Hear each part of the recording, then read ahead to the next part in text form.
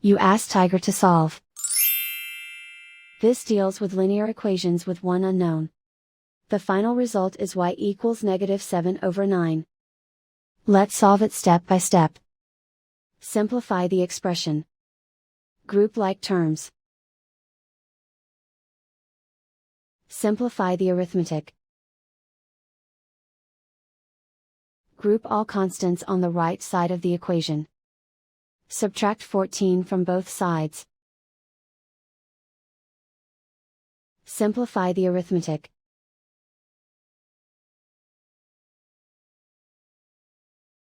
Isolate the y.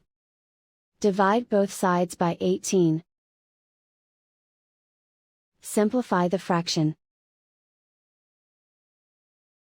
Find the greatest common factor of the numerator and denominator. Factor out and cancel the greatest common factor. And so the final result is y equals -7/9.